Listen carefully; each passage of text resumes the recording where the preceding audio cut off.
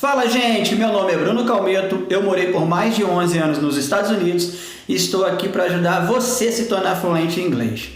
Hoje nós falaremos de uma coisa que a gente vê bem no início quando a gente começa a estudar inglês, que é o verbo to be. Eu sei que a gente vê o verbo to be no início e que é simples, porém é muito importante, porque o verbo to be é base para outras estruturas gramaticais em inglês, como present continuous, future with going to ou gonna. Então é muito importante que a gente realmente domine o verbo to be, tá? E hoje eu vou ensinar alguns macetes para que você consiga fazer isso. Primeiramente, o verbo to be significa ser ou estar. Mas eu não posso simplesmente jogar o verbo to be na frase. Eu preciso de um sujeito, de um pronome pessoal para fazer essa conjugação. Por incrível que pareça, o to be é um dos verbos que tem mais conjugações no inglês, tá? E são pouquíssimas comparado ao que nós temos em português. Então eu vou precisar de quê? De um pronome pessoal primeiro. O que é pronome pessoal? Sujeito. Em português nós temos eu, tu, ele, nós, vós, eles. Em inglês nós teremos essa sequência também com uma pequena diferença, tá? Vamos colocar no quadro aqui os pronomes pessoais, que são subject, vou abreviar, tá, gente? Pronouns. Subject pronouns. Então quais são eles? Vamos lá. I. Repita comigo. I, que é eu, tá? I, eu, primeira pessoa do singular. Depois temos you.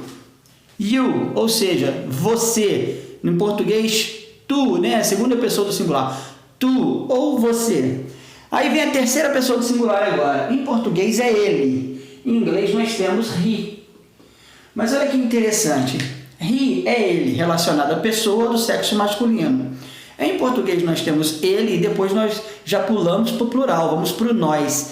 Em inglês tem uma pequena diferença. Eles vão ter he, que é ele. Depois eles têm ainda como terceira pessoa do singular she, que é ela, pessoa do sexo feminino, de gênero feminino.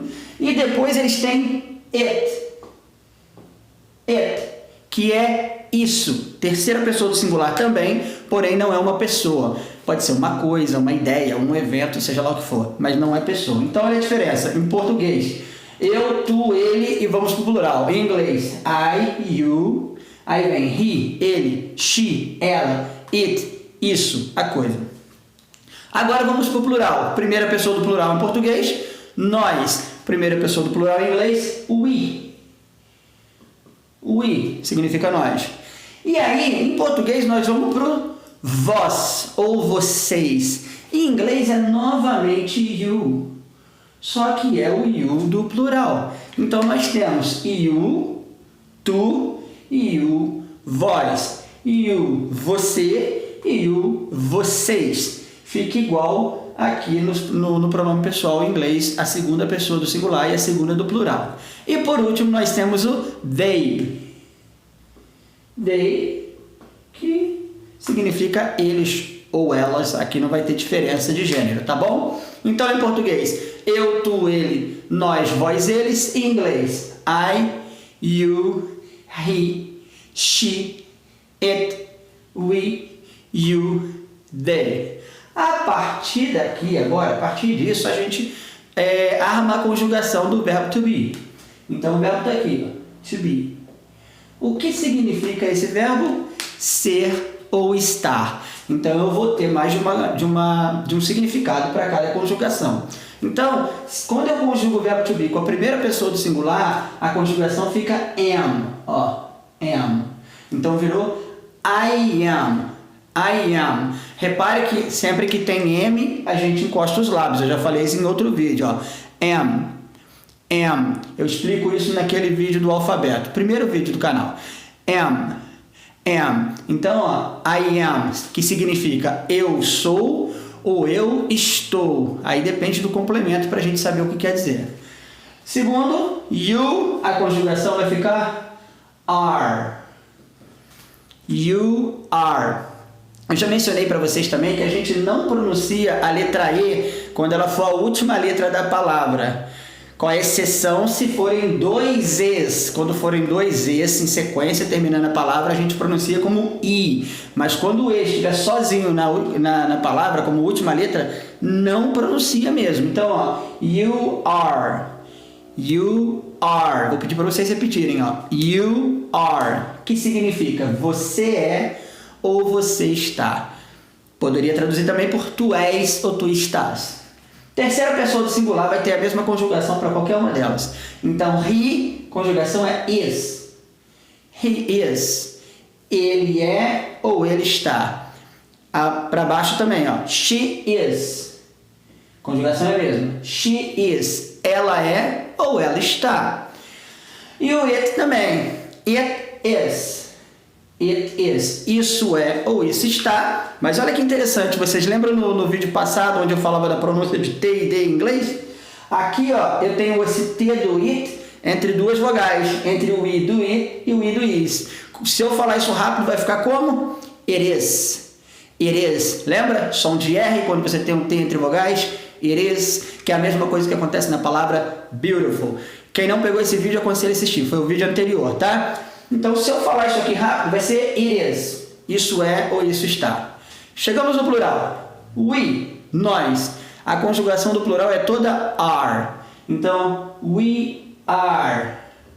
Que significa nós somos ou nós estamos. We are. O you do plural agora. Conjugação é a mesma. Are. You are. You are. Que significa vocês são ou vocês estão. Ou eu posso usar também o vós, no caso, que a gente estuda como tu e vós, mas acaba que no dia a dia fala mais você e vocês, tá? E por último nós temos o they. Conjugação é a mesma no plural. They are. They are, que é eles são ou eles estão, tá? Essa é a conjugação do verbo to be no presente, tá? Um exercício que eu faço muito com os meus alunos, seja em sala de aula ou online, para ele realmente memorizar e automatizar isso, eu brinco com eles assim, eu falo o sujeito, eles têm que falar sujeito e verbo. Então eu falo I, eles I am, I am, she is, he is, they are. Então é muito interessante esse jogo que a gente faz para automatizar isso, porque na fala você não pode ficar pensando qual é a conjugação, isso tem que vir no automático, tá bom? Agora olha só, gente. I am, you are, he is, she is, it is, we are, you are, they are. Aqui, ó, we are. Cuidado para não soar como you are. Beleza, tá feita a conjugação do verbo to be. Só que a gente fala muito em inglês com contração. A gente contrai para acelerar essa fala. E se eu quiser usar contração aqui, olha o que vai acontecer, gente. A contração de I am é I'm. Olha aqui, ó. I'm. Então, I am, I'm. A contração de you are é your. Ó, your. Vou ficar do lado de cá agora.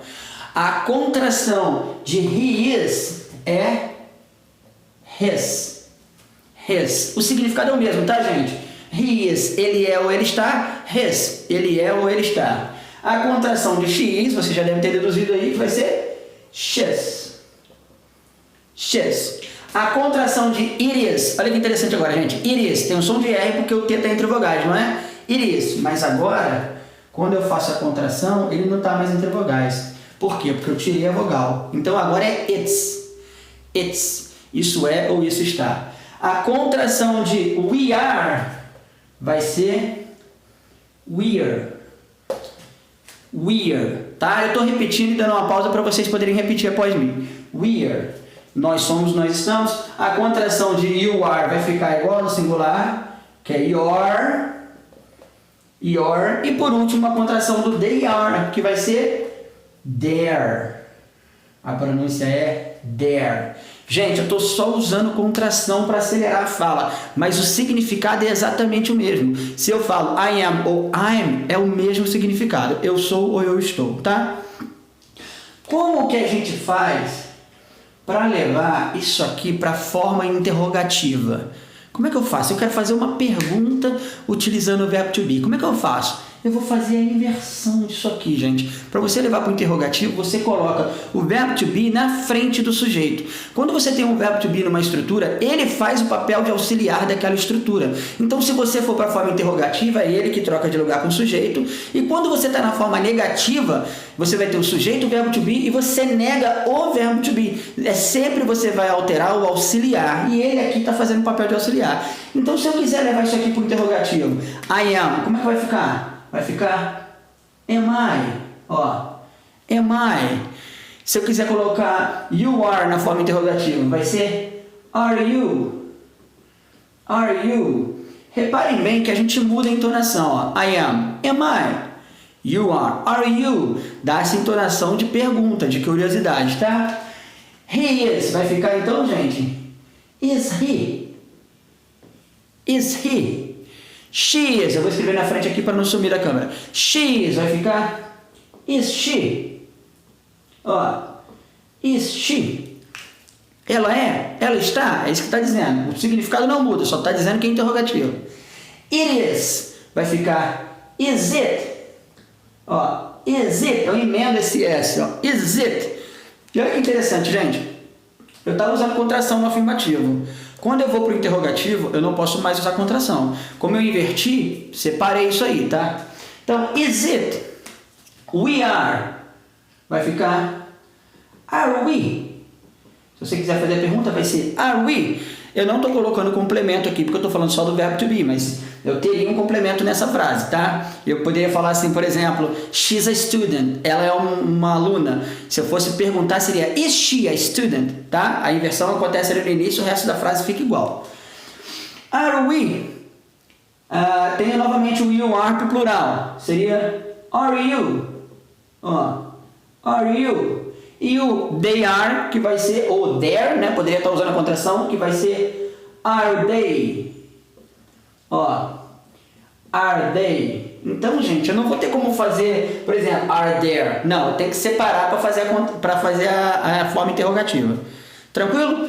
A única coisa que acontece, por isso que eu sempre falo com meus alunos que o segredo está na inversão. Quando você tem o auxiliar na estrutura, você inverte e vai para o interrogativo. E quando você quer negar, você nega no auxiliar, que no caso aqui é o verbo to be. Então, nós temos o afirmativo, I am ou I'm. Nós temos o interrogativo, am I, que eu fiz a inversão. E agora, e a forma negativa? A forma negativa, eu vou negar o verbo to be. Então, eu não vou usar contração nessa primeira. Eu vou botar um not depois do verbo to be. E olha que interessante, gente. Not. Not. Lembra que eu falei no vídeo do T e D, o vídeo anterior a esse, que quando você tem um D terminando a palavra, você segura esse T no céu da boca, você não solta, não é not, é not. Not. Segura ele, not. Então, se eu quiser falar que eu não sou ou eu não estou, I am not. Olha aqui, gente. I am not. Se eu quiser falar que você não é ou você não está, you are not. Ele não é ou ele não está, he is not.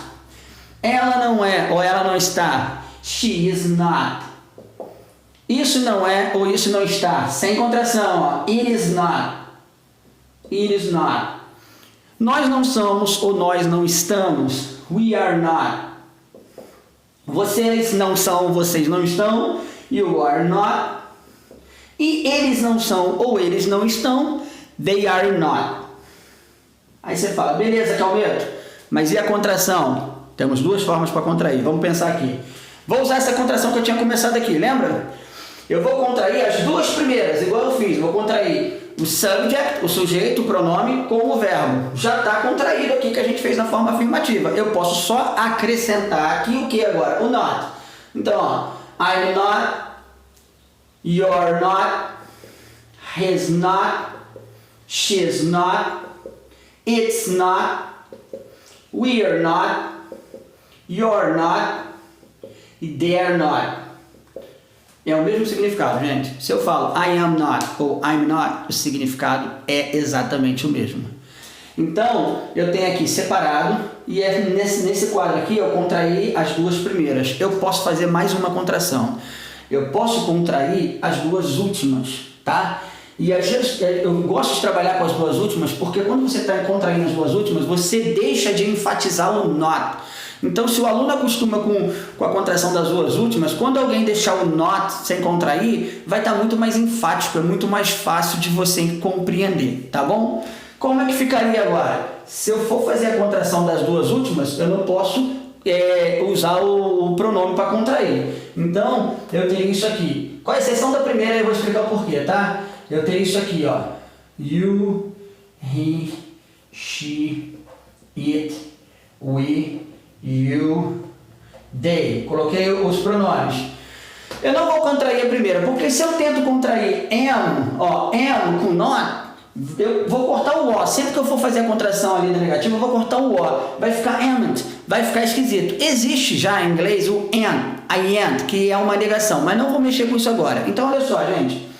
Eu vou manter o pronome, tá? Com exceção dessa primeira aqui, eu vou manter o pronome you. E eu vou negar as duas últimas. Are not. Eu vou escrever junto, ó, are not. E eu corto o O, gente, ó, corto o O. Se eu corto o O, eu boto a contração aqui, ó. Bum, virou o quê? Virou aren't.